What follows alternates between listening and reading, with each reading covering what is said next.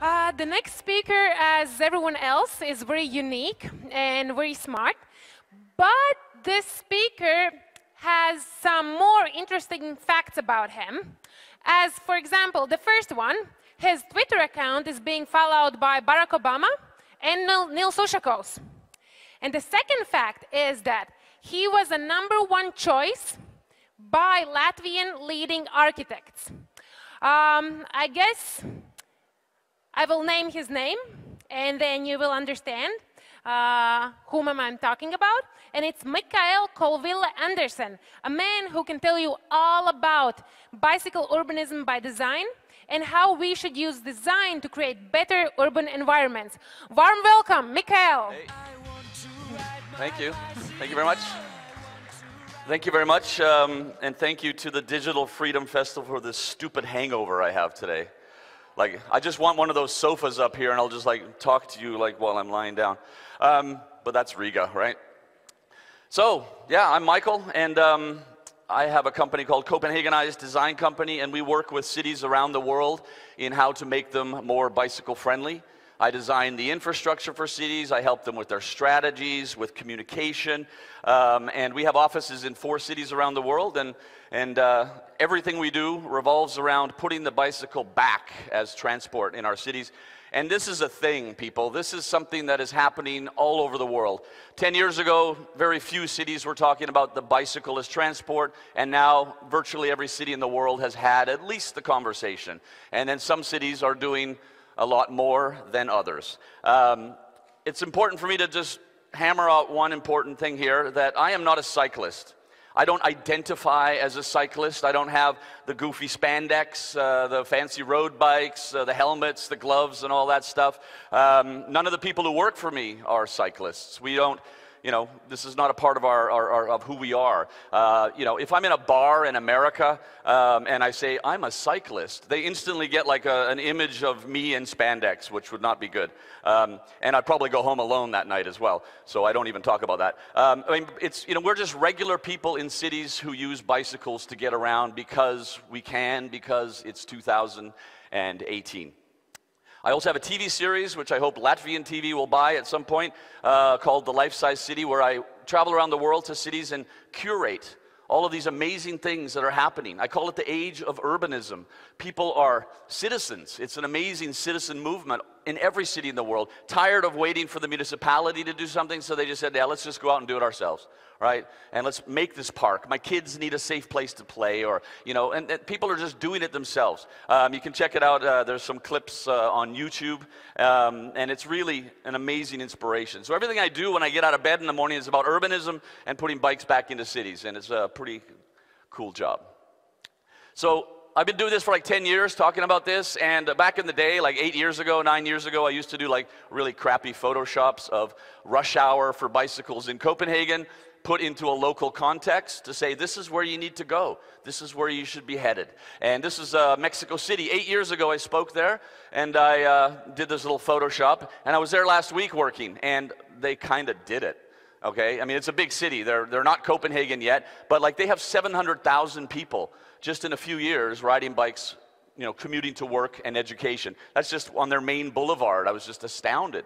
I spoke in Rīgā 8 years ago, and I did a same kind of Photoshoppy thing, and then I saw what has happened since, and fuck my life, basically. It's, you know, I love this photo. Like, there's all these little side streets. Well, you can ride a bike here, but only for 5 meters and then get off your damn bike. I mean, you know, there is a global movement. Cities around the world are doing this, you know, and you have like Mexico City, you have all these other cities I'll talk about later, and then you have cities like Rīgā, who haven't done a lot. Activism here, like, you know, modern activism, showing what things should be like. Rīgā is in the world class. The people here doing stuff like this, man, this is stuff that we talk about. This is what we see on Twitter. So that's kind of cool here that you have these people saying, yeah, let's just do it. And like tactical urbanism and just Photoshops like this, showing people. Because you can't just talk about it. You got to show what it's going to look like. And so world class activism here. And yesterday I spent an entire hour with the mayor of Rīgā. in his office with a huge map, and this guy's super high energy. You live with this politics, so I'm not going to comment on that, but he was just like, Michael, I'm doing something. I know what I need to do, and now we're going to start working on it. And he was trying to sell me the fact that he gets it. They do this all over the world, all these mayors. They try to, show me that they're actually thinking about it. But it was a fascinating hour, and really intense, and an enjoyable discussion. So based on what he's tweeting and stuff, you might see more of me here and my team. So let's cross our fingers for that. I like to talk about, bikes, yeah. He hasn't done anything yet. Wait for that, okay? Let's we can smack him maybe before you're clapping. I don't know, we'll see. But it was positive anyway. So urban democracy, it's not just like bike, fuck bikes. I mean, it's about urban democracy, okay? And I love, there's no photo there. There should be a really beautiful photo that I took right there. It's not on the screen over there? No? Okay. I love the streets. The streets of our cities, I find them to be beautiful. I can wax poetic about them. They are the skeletal structure of our city organism. They're the veins that pump the lifeblood of a city out to every corner of the urban landscape. And they were beautiful, and they can be beautiful again. For 7,000 years, the streets of our cities were the most democratic spaces in the history of Homo sapiens.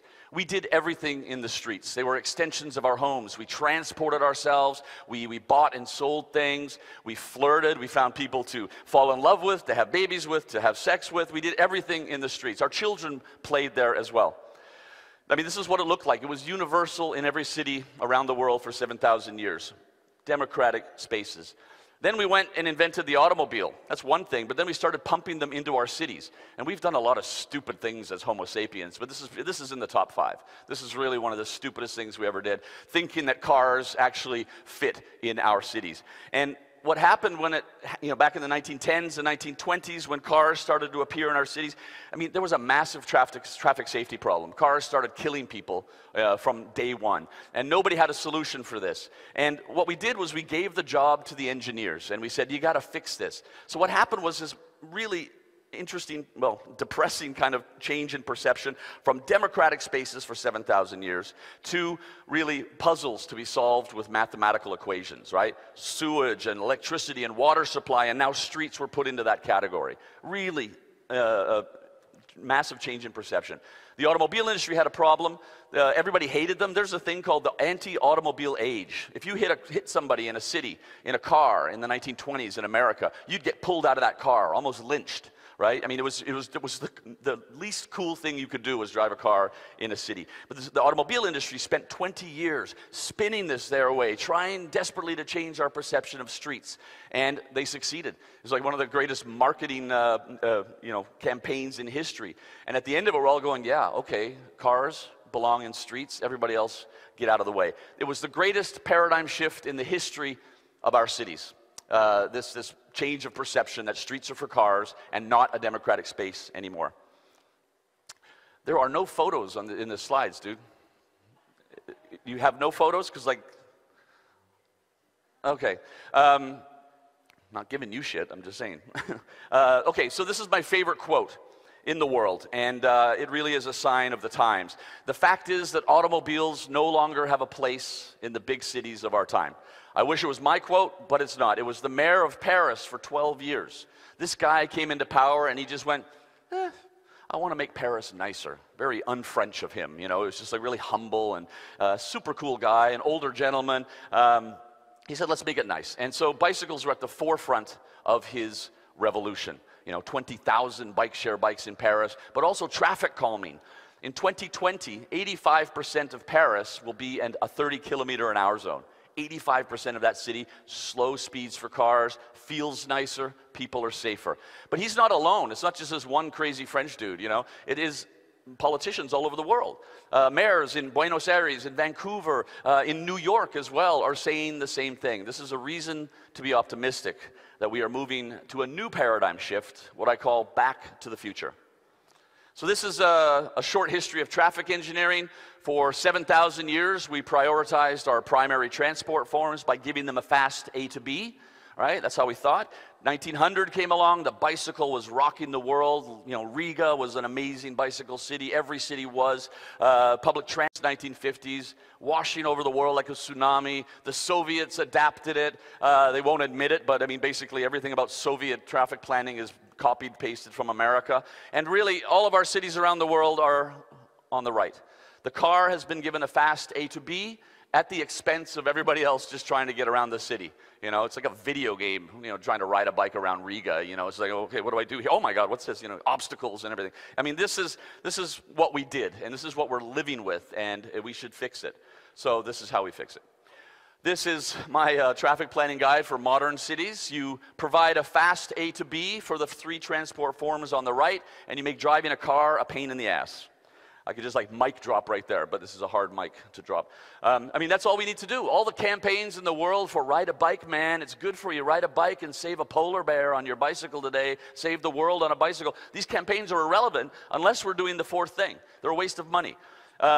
We know, I work with transport psychology, and we know that the 3 transport forms on the left are intermodal by nature. If my bike tire's flat in the morning in Copenhagen, chuck it in the bike shop, and I take the metro or the bus to work. I'm like 10 minutes late. I can never be more than 10 minutes late for work. It kind of sucks sometimes when you don't want to go to work. But we know that motorists are the last form of transport to change their behavior. I mean, you know, you can call in, you know, to the boss going, my car is broken. And the boss is like, oh my God, fix that car. Take all the time you need, my God. You know, everybody else is just going, 10 minutes late, right? We can switch. It's not difficult for us to change our transport forms.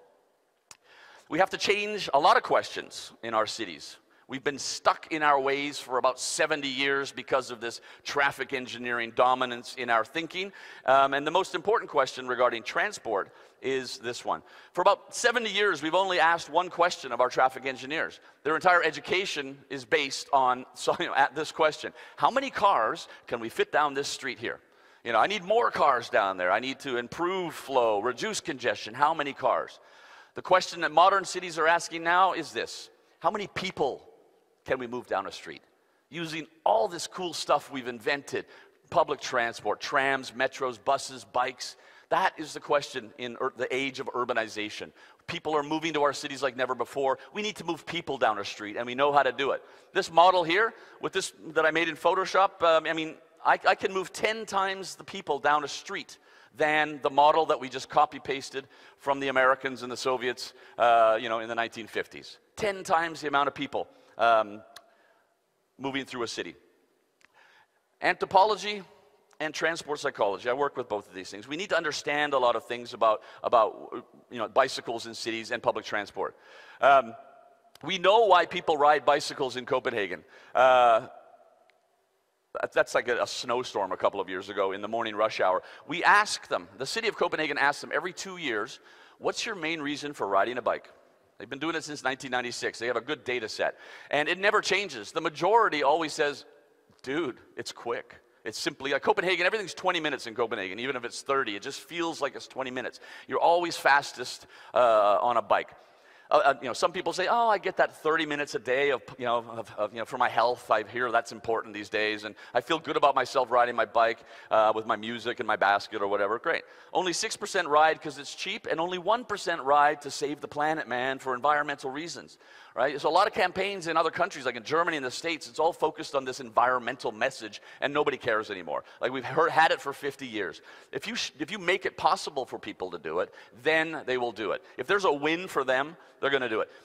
Every Homo sapien who has ever lived has only wanted the one thing, where it's universal. We want to go fast from A to B. I call it A to Bism, right? I mean, if I have to leave this room, I'm already navigating. I'm already going, okay, where's the quickest route? Should I just jump off the stage? Or I get bound, there's stairs there. I will actually try and figure out how to get to the door quickly. We all do it, 24 hours a day. Okay, maybe not when we're sleeping, but anyway. I mean, this is really a key element in understanding how to get people to ride bicycles. You outperform the other transport forms. You make the bicycle the quickest default, and that is what gets people onto bikes, not telling them that it's good for them, okay? And you combine the bicycle with public transport as well, right? That intermodality is incredibly important. People will drive cars in a city if it's the fastest way to go. And if we do something different, we plan our cities differently, we're gonna nudge them or shove them into another behavior. Okay. There we go.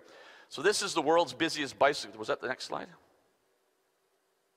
This is the world's busiest bicycle street in Copenhagen. 42,000 bikes a day in and out of the city. And it's really interesting to work with direct human observation. You know, I got a lot of people calling me from different, data companies saying, oh yeah, we want to do some kind of big tech, big data thing about getting people to ride bikes and stuff. No, I mean, what you need to do is build the infrastructure. And the city of Copenhagen is pretty good at this. So this is incredibly busy route. For about 120 years of this intersection, everybody just went into the city center and back again. All roads lead to Rome. But then the city noticed that a couple hundred people a day were cutting across a sidewalk to get to a parallel street. And the city was going, why did they do that? They've never done that before. And they realized that there's a new development south of Copenhagen. So a few hundred people a day were breaking the law. You can't ride a bike on a sidewalk in Denmark. They're breaking the law for like 30 meters in order to get out of the busy rush hour, but also to get around the city center. Some cities would put up barriers to stop these people from doing this illegal activity or have the police hand out tickets. But the city of Copenhagen went, nah, we're going to do something different. We're going to test it. The people are telling us something. And they put in a temporary bike lane across the sidewalk, and they watched. Pilot project, 6 months. And the number of people using it just exploded. So the city went, great, this is an important link that we need to make here. So they made a permanent cycle track across the sidewalk. And now the numbers are like thousands a day using this shortcut. This is what we call desire lines. It's the most beautiful expression in urban planning. It's the people of our cities are telling us how they want to use the city 24 hours a day, 7 days a week, sending us little messages in bottles about, I want to go here, right? And traffic engineering and traffic planning in many cities for many years has been incredibly arrogant. Okay, yeah, you're going to go here because we basically are telling you to go this way, right? But the people are going, yeah, but I don't want to go there, I want to go here, right? And this is the modern way to plan cities, is like listening to the citizens, because they are the experts. They know more than all of us traffic planners and engineers put together. This is democracy in movement.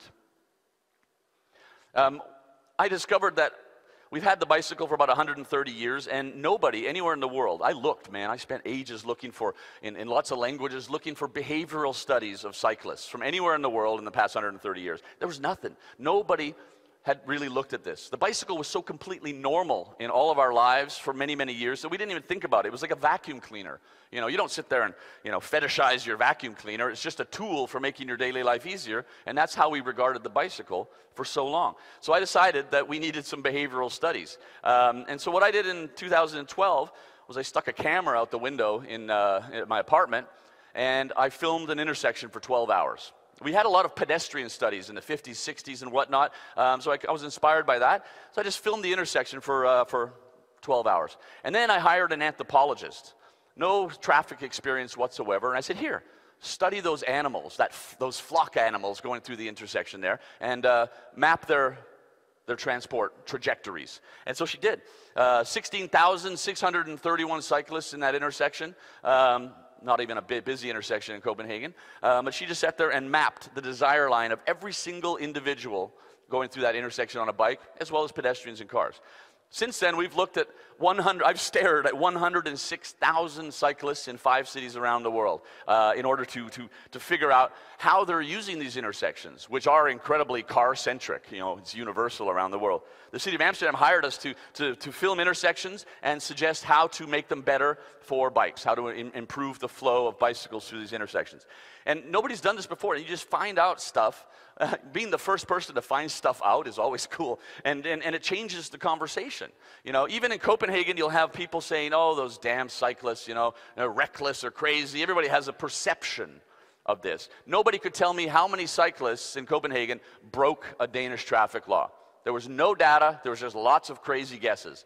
So when we finished the first study, we Copenhagen, the mayor, all these other politicians, I'm going, okay, how many do you think it's going to be in this intersection? And they're all going, oh, 25, 30, 50. One guy said 60%. Like, just everybody's breaking the law. It's the Wild West. And I'm going, yeah, dude, it's like 7. And it's really only 1. 1%. We call them reckless. These are the people that we all hate. They're everywhere. They're in the shopping mall, in the supermarket, in the bowling alley. The 1% are always going to be, the people that we hate. The bad apples, as it were. Then we looked at the 6%. Because understanding how to plan for bicycles is understanding the nature of the machine. It is a momentum machine. I mean, what's the worst thing that can happen while you're riding your bike, apart from getting hit by a car? It's stopping. It's like somewhere deep in our brain, we're going, oh, God, I have to stop. You know, oh, I have to get off the saddle. Oh, my God, okay. And then I have to propel this machine into momentum again, right? I mean, it's not hard, but it's there. So we know that people on bikes will try not to stop. So understanding that changes the conversation. Oh, they're not doing this to irritate us. They're doing it because that's the nature of the bicycle. And it's really interesting. A lot of people in this intersection, the anthropologist, she calls me over. She says, Michael, I see a pattern. And I'm going, oh my God, Michael loves patterns. He loves data. And she said, yeah, so these momentumists, like they're breaking the law, like this guy. It's really hard to see. I don't know why my photos are awesome, but I don't know why they're not showing up very well here. This guy in the pedestrian crossing, he is breaking the law. He's trying to get through the intersection, snaking through the intersection, trying to catch the lights instead of doing the standard, 90-degree turn. And she said, yeah, they're doing it, but none of us have to be experts in anthropology to maybe assume that if I do something socially unacceptable to you, which I probably did at the party last night, so sorry if I did, okay? But I would make myself smaller, right? I'd be, oh my God, I'm so sorry. We shrink. We try to make ourselves invisible to the rest of the flock, right? That's kind of how we operate. But you would assume that somebody breaking the law in the public space would be doing that. They would sort of shrink down on their bike and sort of look down and try to avoid our eyes. The opposite was true. All of the people who were breaking the law as momentumists, they actually made themselves larger. Like this guy, he's standing up on his bike. He's advertising the fact that he's breaking the law. He's aware of it. He knows it's not cool, but he wants to let us know that it's not a big deal. He's rolling slowly through the intersection. Other people would get off their bike, but then pretend it's a scooter. It's not even a bike now, dude. It's a scooter. And then they get back on their bike and they ride away. And they were doing this. So they were incredibly considerate to the rest of us. And when we zoomed in on their faces, we noticed another pattern. They all had this stupid look on their face, kind of like a smile. I'm not looking at anybody, but I'm kind of looking around, and so, I'm sorry, it's like they're apologizing. I know I'm breaking the law. It's, give me 5 more meters and we're done. And sorry, everybody, look how big I am. I'm aware of my behavior and I want to let you know. And then they hit the infrastructure on the other side and boom, they just went to the same, posture and they rode off to work. So these people are actually, like I said, considerate. They weren't like that 1% who just blow through an intersection and little old ladies are jumping for their lives. That was really interesting. Breaking the law is one thing, but how they're doing it, we thought that was incredibly important to talk about. And, there's no app, there's no way of measuring all of this that beats 250 hours of direct human observation, humans studying humans. This is Halifax in Canada. I was working there a few years ago. Canada's oldest urban park.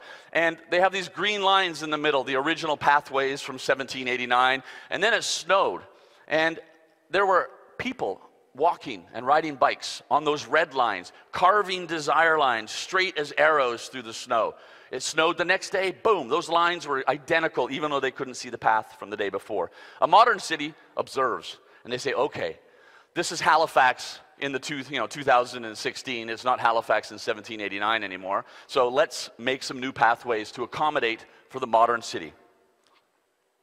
We need an urban revolution, man. There are so many cities doing baby steps. We're going to put in 1 bike lane on this street. Let's see how that works. Yeah. I can't get to the bike lane safely. I can't, when I get off the other end of the bike lane, I'm back among the sharks again. That's completely useless, right? There's no network. It's just one little bit of infrastructure. So a politician could say, see, I'm so clever. Look at what I made. I mean, it's completely irrelevant. We need an urban revolution, and we know how to do it. It's happening around the world. I talk about the arrogance of space. I looked down from the Eiffel Tower at this intersection in Paris, and I said, holy shit, look at all that space.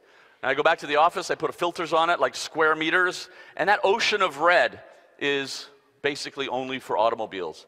And then I look at, how many people are using this ocean of red. Like this intersection with the curved curbs, that was like 1950s. It's like, oh, cars should not have to slow down as they drive through our cities. That was that fast A to B for cars. We know better now. I mean, you have, 23 humans in cars given all of that space, you have, what, 38 humans on pedestrian islands waiting for permission from the traffic engineering lights to cross the street to see the damn Eiffel Tower. It's one of the busiest pedestrian intersections on the planet, and you can see who's prioritized here. It's completely arrogant. Yeah, so last century, right? Fixing that is incredibly easy. It took me like, 15 minutes with a pencil, and then an intern like a couple hours in Photoshop. We know how to fix it, and this went viral in France. They're going, oh my God, well, it's that easy. I'm sorry, it's really that easy. We can fix it, make it bicycle friendly, we can save lives. And why don't pedestrian crossings like do the curve? Because no pedestrian does like a 90-degree turn, right? We're all going, fuck it, it's a design. You're going, why? That's something so simple, right? As well as the bicycle infrastructure. That's humans, man. They're telling us what they're doing. Even the local activists here know, they do similar graphs inspired by ours. Cars are given 84% of the space on that street. This is not democracy, You look at like Latvia, you look at like Estonia, and we hear all these amazing things, these young, dynamic countries focus on startups and tech, and we're going, yeah, awesome. I live in Denmark, we're going, yeah, we know the story. And then you walk out of the building, and it's the Soviet fucking Union, It's like, seriously, dude? I thought you guys were free, okay? Because you're still locked into this last century transport mentality where there is only a transport dictatorship. So good luck with that shit. So this is the world's busiest bicycle street again, and there was a massive transformation in 2006. This is one of our most densely populated neighborhoods. Only 17% own a car in this neighborhood. They have lots of other options, so they use those. And the city redesigned this entire street. They have one lane for cars, and now the cycle tracks on either side are like 4 meters wide in both directions. And there's buses as well. And the city did this. They widened the sidewalks, made wide cycle tracks, left some space for cars. Fine. And then they said, great. This bridge, nobody ever stopped on this bridge, like for 150 years. It was a transport bridge. Oh my God, the weather's nice, the light is beautiful, but it was not a place to hang out. So what happened was absolutely surprising. Nobody expected this. This is what happened on the bridge. So we had pedestrians were up 165%. It was a nice place to walk now. It wasn't like, 4 lanes of cars. Cycling's up 60%, awesome. Cars down 57%, great. This is Northern Europe's busiest bus line, so there was not a big increase there. It's only 5% increase, but it's still good. But the number on the right is what happened. 1,400% increase in people stopping on the bridge going and sitting down. Bench guy, hi, yeah, so I got benches, and now you said you got a wider sidewalk. Can I put benches out there? And they're going, Jens, do your damn bench thing. Awesome, Jens, high five. So he did. The 2 benches showed up. It was like an afterthought. And people just went, bench? Cool. Beer? Pizza? And I mean, man, in like 6 months after they did this, like we have a lot of bridges in Copenhagen. In 6 months, I'm getting text messages going, hey, Michael, you want to meet on the bridge at 4? I knew what bridge. This is the bridge. Like it's lost its name now. Queen Louise's bridge is now the bridge. And you cycle there like on a sunny day and you go along, where you go back? On the right side in the afternoon, we got great sun there. It is completely covered with people. Cargo bikes with music. You're hearing like 6 different kinds of music, all the way along.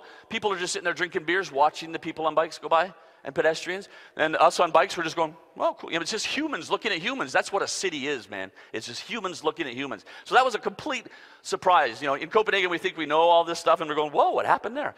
Just the number of people using this street went from 81,000 to 97,000, and they were walking and riding bikes and taking public transport. But bicycle infrastructure and wider sidewalks created a beautiful destination. So it's not just transport, it's actually making the city better. So why design? I work in transport planning, which is kind of boring, to call it that. For me, it's design that's important. Design is a human-to-human process, okay? Everything that we buy in our lives, we make design choices. You need a new toothbrush? I think I'm going to have a green one. Oh my God, there's something on the back. I can do my tongue. That's what, you're making a design choice with your clothes and all the stuff in your home, right? And it's a human-to-human process. Whoever made this clicker somewhere in probably Asia, fine. There's a company wanting to make millions, but there's a design team going, we have to give Michael an amazing ergonomic experience on the stage in Rīgā.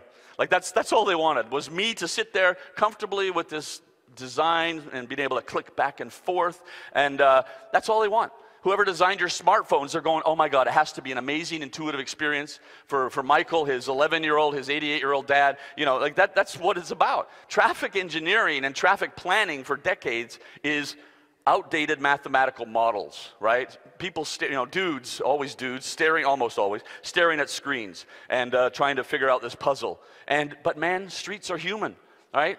I want design of our streets, designed like all the other stuff that we design. Just even like a clicker. Man, imagine if we designed our streets like this clicker. I mean, it would be a game changer. You know, chairs are the most iconic design object really in history. You know, we found like chairs from the Neolithic period. Some dude back then or woman was, carving, I made a chair. Awesome. And then we find it like thousands of years later. And we still design them. And we've all seen stuff like this, right? Oh my God. Oh, it's an octopus, but it's a chair. Fuck. Wow, it's a shopping trolley, but it's you can love it or hate it. It doesn't matter. None of you have 4 of these in your living rooms, for your guests to sit on. Right? If we take like chairs as a metaphor for bicycle infrastructure, this is probably the cycling map of Rīgā. It's kind of bits and pieces of it. It's like not really connected in any network. There's sharp edges, all right? But hey, the man says, get out there and do it, kids. Look, it works, see, I can get out there, just get out and ride. Yeah. No, we don't, none of us have 6 of these around our dining room table. All we want is a chair. That's all people want, a chair that looks nice and serves its function. What did you all do when you came in here today? You found a seat and you sat down. It was pretty easy for you. You do it quite often, right? It's pretty intuitive. I mean, you didn't have to like circle around the chair. I see where she was going with that. Very interesting interpretation. Or like look for the on button, or worry that the chair was going to disappear from under you in the middle of my talk, sitting on your ass on the floor. No, you sat down. Imagine if walking or cycling in a city was as easy and intuitive as that. It was for 7,000 years. It can be again. Oh yeah, so cyclists, those damn cyclists, you hear it in every city in the world. And my first response, especially if you're in like a city like Rīgā or wherever you are, is you can't scold cyclists for bad behavior if you have not given them the infrastructure that they deserve. The infrastructure that we know how to build, that we've been designing for 100 years. You see cyclists, there's a lot of studies, like cyclists in New York blow through the red lights. Not because they're that 1%, it's because they don't want to get hit by a car turning right. So they can see the street here, and they say, right, I'm gonna jump across the intersection because that guy behind me is probably on his phone. He's right? And they're trying to protect themselves. So cyclists, in Copenhagen, man, people just wait for the light to turn green.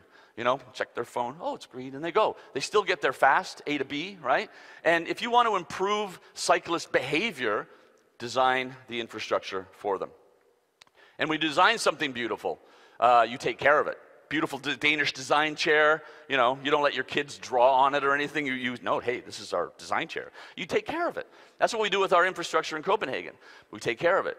When it snows, the cycle tracks are cleared first. If it's a snowstorm, it's like those little bike lane cleaners up on the top left, they're buzzing back and forth 6 or 7 times before the roads are even touched. We take really, really good care of it. I have a new Instagram because I still have this conversation. Oh, but we have winter here, so we're not going to ride bikes. People won't ride bikes in the winter. And I'm going, yeah, okay, so now there's a new Instagram called Vikings Biking.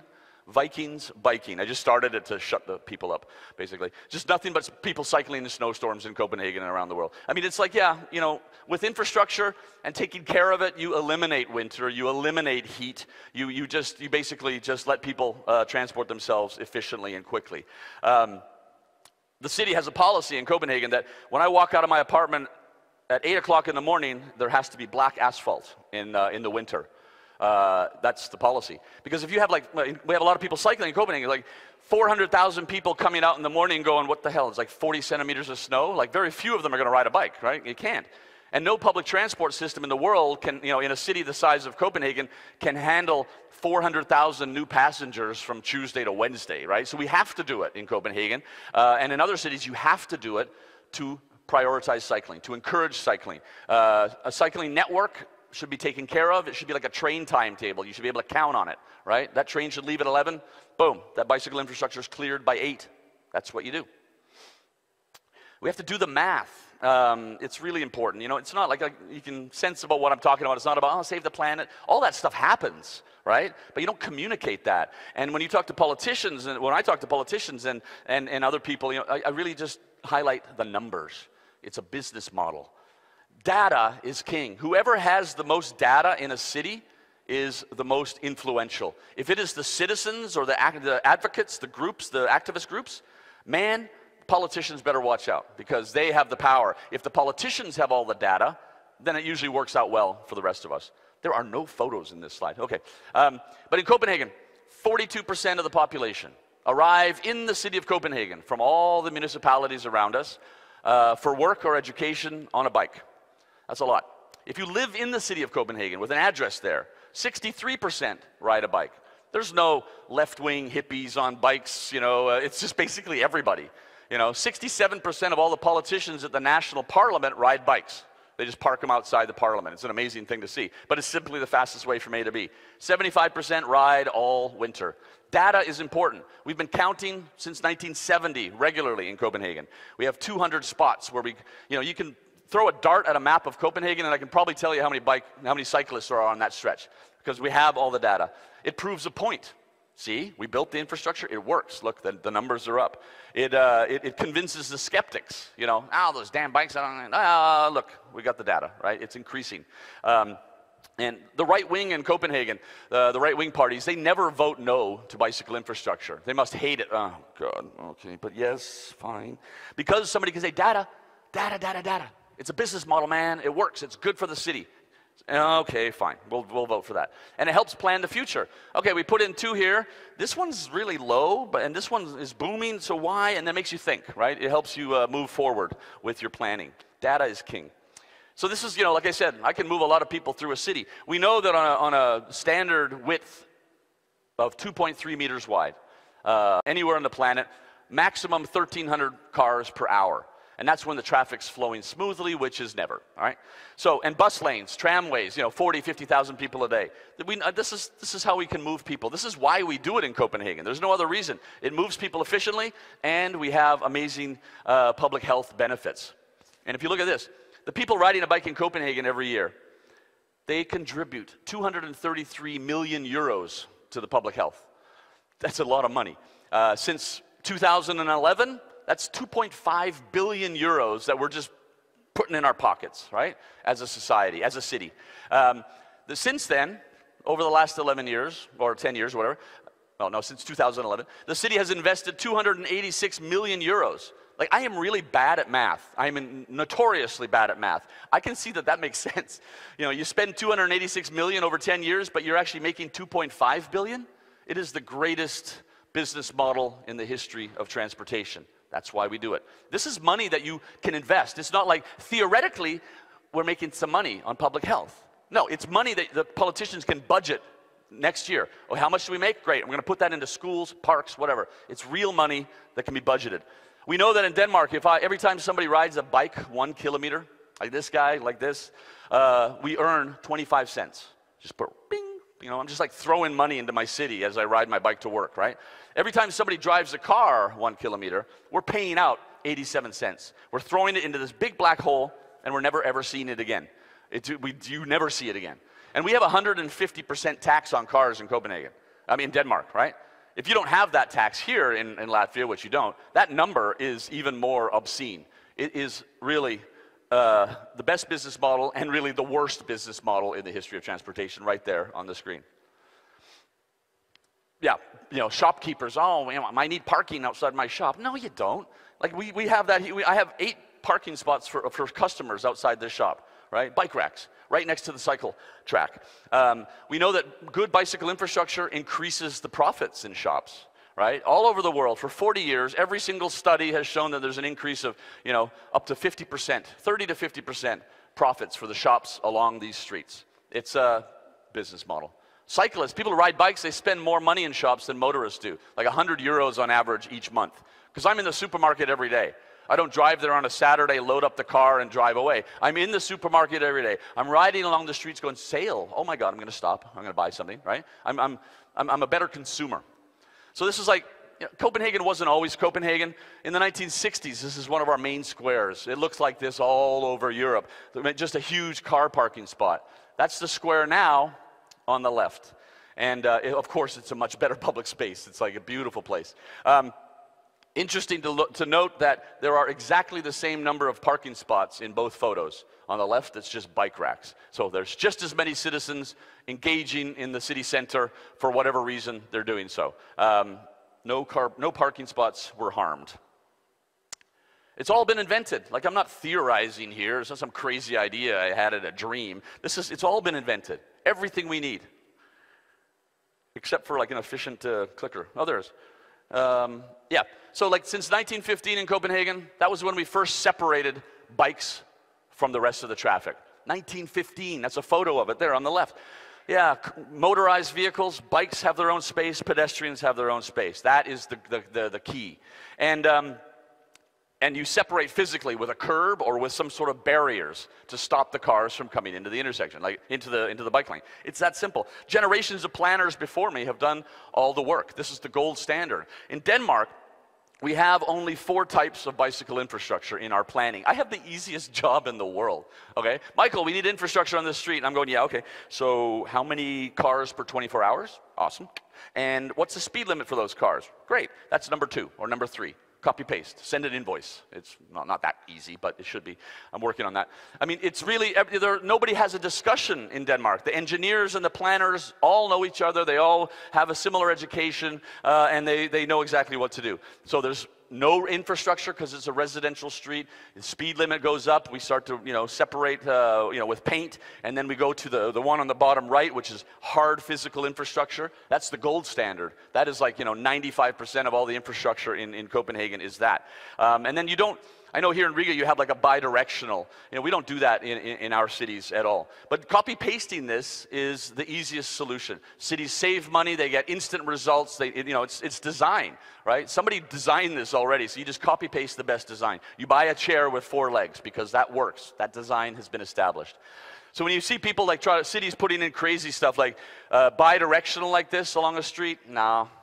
We threw this away 20 years ago in Denmark because it wasn't safe enough. Then you see other weird stuff like bike lanes on the wrong side of parked cars, in between the door zone and moving traffic. It's the stupidest place to put people on bikes. Protects the paint job of the car is really nice with all these squishy cyclists, right? And then you see stuff like this. Luckily, very few cities, they just put bike lanes down the middle of a busy street with cars doing 50 or 60. I mean, would you put like sidewalks down the middle of a street? No. Why would you put bikes down the middle of a street? You want your kid to walk there or ride a bike there? No. So when you see like politicians or planners doing really stupid stuff, say no. Just say no. So it's a thing, right? We do the Copenhagenize Index. We rank 136 cities around the world, also because nobody did it, so we said we want to try that. And it's game on all over the world. Like it's the craziest cities that are moving fast. Weird cities. Seville, 45 degrees in the summer, and they put in an infrastructure network, and they went from 0.2% on bikes to 7% in only 4 years. They're like the darlings in my industry. Amazing. Also, Buenos Aires is doing the same. Infrastructure network fell out of the sky. It's not one bike lane here or there. It's a network. It's not great infrastructure, but it's working. They are just going from nothing. One guy named Juan riding through Buenos Aires, and now there's like, streets with 9,000 bikes a day. Oslo, they have winter, they have hills. They have just removed 3,000 car parking spots in the city over the past 2 years. They're putting in 140 kilometers of bike lanes. They are closing off the city center to private cars. They're going for it. Ljubljana, they did it in the 70s, way ahead of the curve. The mayor there, they had 2% on bikes, and the mayor said, I want more, like in 1970s. And he went, and they said, well, Copenhagen? Okay, so fly to Copenhagen, okay. And I just imagine these people from Ljubljana taking photos with like their Holga cameras, like click, click, click, like spies. And they went back and they said, this is what they do Copenhagen. And the mayor said, do that here. They went from 2% to 10% in 1 year because they put in best practice infrastructure. The competition's getting tougher. Out of these 136 cities that we rank, we only publish the top 20, but I can reveal to you that Riga is at number 71. Oh, What the fuck? Yeah. So it's really only up from there, Rīgā. Jesus. Even Calgary, like in Canada, where's that? You know, it's just like they're putting in a network of, they put in a network of infrastructure. Minus 30 in the winter. Yeah, they're doing it. So when you grew up in the Cold War, or you live in Latvia today, the Russians are coming has a bit of a scary feel to it, right? The Russians are coming. And so, yeah, sorry about that. But so like 3 years ago, we got a phone, like an email from Tatarstan, a little city in Tatarstan, 160,000 people. And they're going, yes, hello, please, to make my city most bicycle friendly in all of Russia.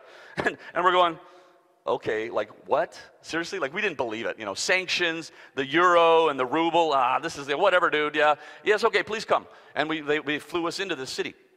And Almatyevsk is the name. None of my planner friends in Russia had ever heard of this place. It's an oil city. 7% of the oil in Russia comes out of the ground around the city. So they're wealthy, but they have an oil company there. And they're like, yeah, the mayor just gets it. 35-year-old dude, young guy, charismatic.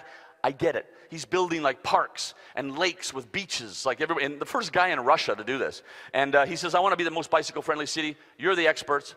Tell us what to do. My engineers, they'll just listen to anything you say. It's like the most perfect client for anybody in any industry. It's like, I mean, seriously, it's a dream client. You know, yeah, make it blue. Okay, we make it blue, or whatever. It's like, but right now, today, as I'm standing here, the best bicycle infrastructure on the planet is in Almatyevsk, in Tatarstan.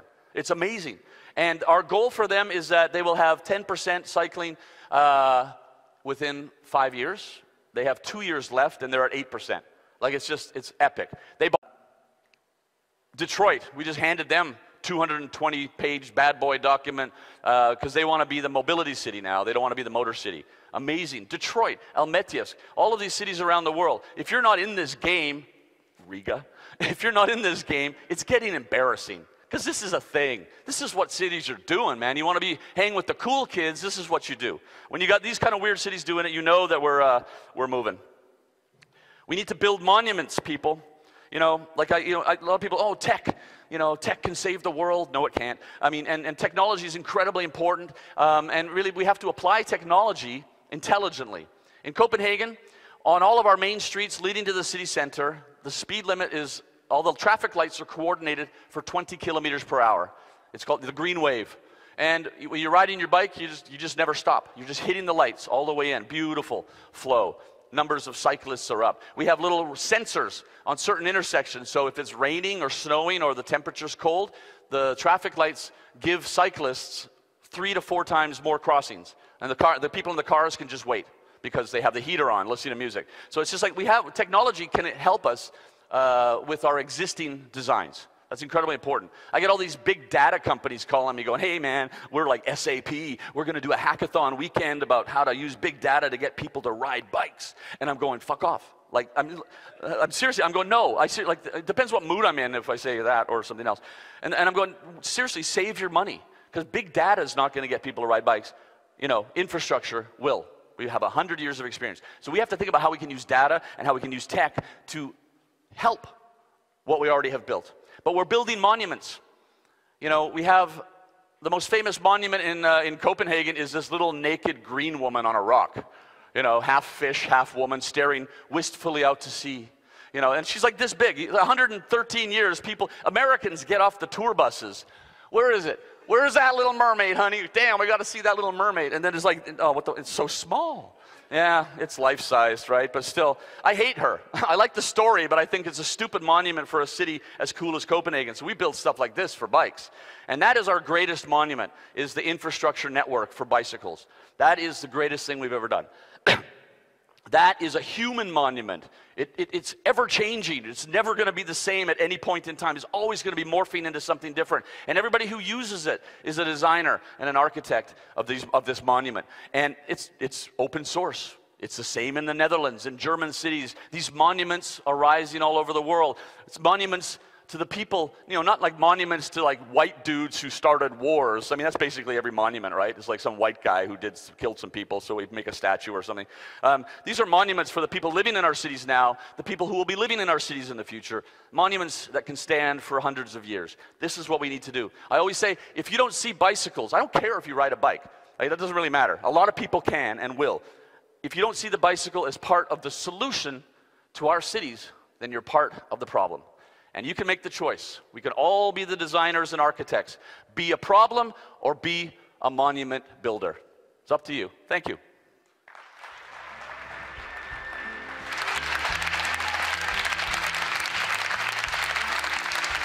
Wow. Sorry. Wow. Thank you. I have a book. I hope that our city mayor, Nils Ušakos, watched this live stream and saw your presentation. It was spectacular. Cool. But now... Electric Oh, shut up. scooters. No, Oh, the scooters. scooters Yeah. and electric bikes. Future for those. Oh, God. I have an article, if you Google it, called The E-Bike Skeptic. I'm just a skeptic. There's a lot of hype. Whenever there's hype, behind the hype is reality or rationality. So I'm just kind of skeptical about how the e-bike industry is like, oh my God, it's going to save the world. You know, the health benefits are 70% less on an e-bike than on a regular bike. In the city of Groningen in the Netherlands, a really good bike city, a friend of mine who's a planner, they're now building separate infrastructure for e-bikes because they don't mix with regular bikes. Too many people are getting killed and hurt. So we have to be very rational about that discussion, that's all. They're not going to go anywhere, but it's not going to save the world. Electric scooters this year, my God, what's happened, right? It's everywhere I'm around, everywhere I've been speaking this, people are going, what about electric scooters? I don't have an answer yet. I'm waiting for the data about safety, and we're starting to see some studies come out, and it's basically not a very safe form of transport. And it's not people jumping out of cars onto these vehicles, it's like lazy-ass pedestrians, right? It's just like, oh, I can't walk, I'm gonna take a scooter. And so they're not getting any health benefits. They are increasing their risk of injury, which we pay for. I mean, it's a society. I mean, so, I don't know. I'm not again, a little bit of rationality about that, but I'm waiting for more data before I, explode on that one, yeah. Which I probably will. Okay, can you pass, the catch box? Thank you. Do you believe that the companies of bike sharing, dockless, the ones with dockers, run by municipalities have a future or not? I think docked bike share is well established. I think it's transport, If I want to go take a bus, there's a bus stop. I wait for the bus. It's like that's what we've been doing for a while. And I want a bike, I go to the bike station and take a bike. And that works well. There's 1,500 cities in the world now that have docked bike share. The dockless, it's another thing. I'm not a big fan. It's private exploitation of public space. It's some company just leaving bikes all over the place, and they are a pedestrian hazard. They're ugly. I mean, they're starting to disappear now.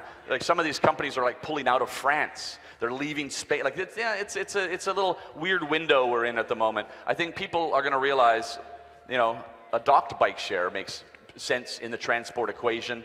Like at a transport hub, bus, train, take a bike, boom. Like that's how it works, right? And it's worked rather well. The whole dockless thing. Like I was just in Mexico City, and they just have like 5 companies. So you're like stepping over bikes to get to the cafes. I mean, they're everywhere, and the scooters as well. So like there's a lot of countries that really, really value their public space, like Latin countries, France and Spain and Italy. Like that's our public space. And almost got families in France going out and trashing the dockless bikes. It's like kind of a throw them in the river. There's funny Instagrams from Dallas and Seattle about where all these bikes end up. I mean, whatever. It's like Chinese companies, some European companies. I mean, but for me, they're invading my public space. They're not paying to park there, and I pay for that sidewalk, right? So for me personally, I'm insulted, right? And I don't, there's not a lot of like great experience. Like there's no amazing success anywhere in the world. The dockless ones have a lot of data from the past 10 years. So I think that's going to be the one that wins out at the end of the day. Thank you. Yeah. Okay, the last question over there. Can you throw? Whoa. Watch out.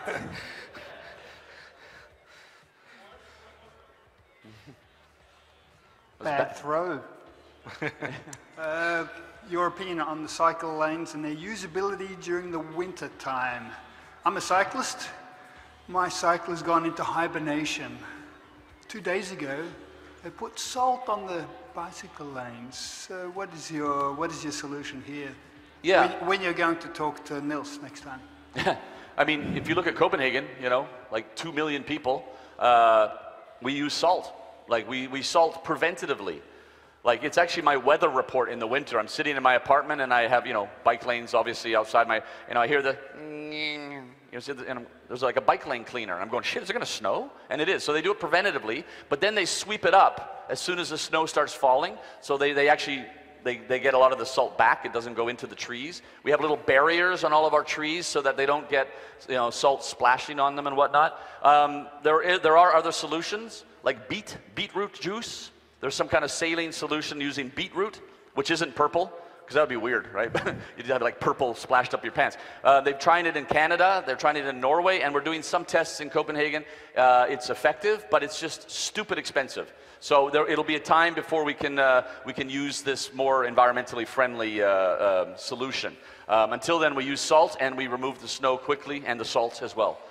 It's hard, man, because that's what we have, that's what's cheap, and that's what works. And I know the environmental impact of having a lot of salt is not good, but we got to wait for the price to come down on all the fancy new stuff. May need some special surfaces on the cycle lanes. No.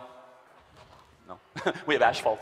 I mean, seriously, you cycle, you know, on my Instagram, Vikings biking, you'll see what I'm talking about. We clear them, and if there's a snowstorm and there's lots of snow, people are still, you know, the asphalt is the, you know, it's the best quality asphalt also. Out on the road, it's more rough because they don't need it smooth. You know, we have smooth asphalt on the bicycle infrastructure, and that's been working fine. We use like thermoplast for like our pictograms.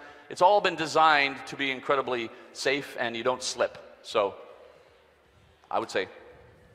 Okay, thank you guys. Cool. You deserve a fortune cookie. All right, thank you. One for each. Thank you. Okay, thank you so much. Thank you. Cool. Hangover tomorrow. Okay.